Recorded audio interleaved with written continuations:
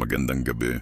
Ako si Berwin Patibong at ito ang inyong gabing paglalakbay sa dilim sa mga kwentong hindi basta-basta pinapaniwalaan pero paulit-ulit na nararanasan. Mga kwento ng kababalaghan, hiwaga at lagim. Ito ang Metro Manila Midnight ng Creepy Lasagna Ghost Story. Ang Lagusan, Intramuros 2024. Si Marco at ang tatlo niyang kaibigan, sina Ella, Joey at Nico, ay gumagawa ng thesis tungkol sa mga lumang estruktura ng lungsod. Isang pare sa San Agustin Church ang nagkwento tungkol sa isang sealed na lagusan na hindi pinapansin ng mga tour guide. Di umano'y pinatigil ang paghukay sa bahagi ng simbahan noong 1970s. Matapos may 3 construction worker ang biglang nawala sa ilalim ng lupa. Walang multo, walang anino, wala ring halimaw, pero wala ring bangkay. Parang kinain ng lupa. Naengganyo si Marco. Isang gabi gamit ang lumang mapa, pumasok silang 4 sa simbahan gamit ang back entrance. Natagpuan nila ang lumang pinto. May selyo ng gobyerno na "Do not open, danger of collapse." Pinuwersa nila. Pagkabukas, lumitaw ang amoy ng basang simento at lumang kahoy. Walang multo, wala ring boses. Pero pagkatapos ng 10 minutes, nawala ang signal ng cellphone nila. Isa-isa nawala ang GPS, compass at oras sa relo. Nakaloop na raw sila. Paulit-ulit ang hallway. Si Joey, napansin nilang nagsusugat ang daliri. Hindi dahil sa sugat, kundi parang may hinihigop sa kanya ang hangin. Si Nico nahulog sa butas na hindi nila nakita. Wala silang narinig na sigaw. Wala ring bagsak. Parang wala ng tao ron. Sa takot, nagmadali silang umakyat. Pero pagbukas nila ng lagusan, iba na ang labas. Wala na ang altar. Parang ibang bahagi na ng simbahan. Kinabukasan, si Marco lang ang natagpuang naglalakad malapit sa gate ng Fort Santiago, Tuliro. Sinabi niyang nawawala ang mga kasama niya. Nang tinanong ng mga pulis kung anong lagusan ang pinasok nila, wala silang makitang ganong parte sa simbahan. Ni walang bakas na may binuksang pinto. Wala ring selyo ng gobyerno. Ang CCTV ng simbahan luma na raw, hindi gumagana. Pero may isang kamera sa kabilang kalye na kumuha ng footage sa madaling araw. 4 silang pumasok. Isa lang ang lumabas, si Marco.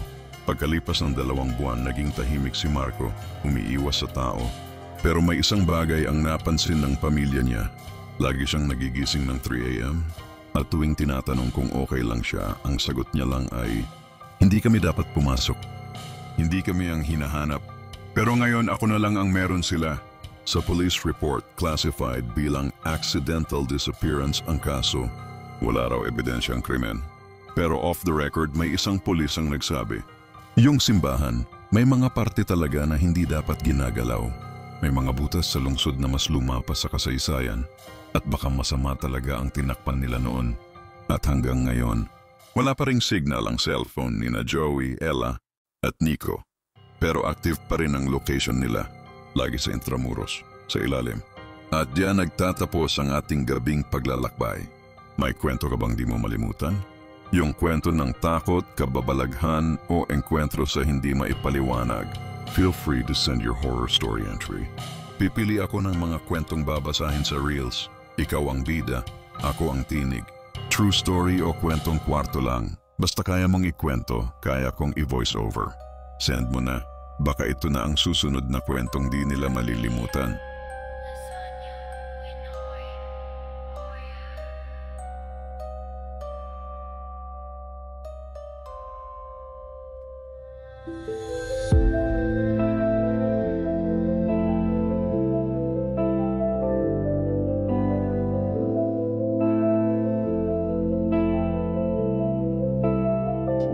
Kuwento ng dilim sa sulok ng iyong panaginip, may humihila.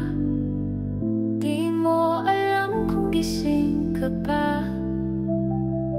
Mga di na nakauwi, tinig nila'y sumisigaw sa hangin. Nakasilip sa pinto ng gabi.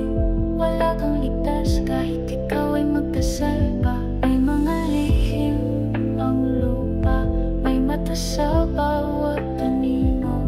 Huwag kang lilingon o baka ikaw nang susunod.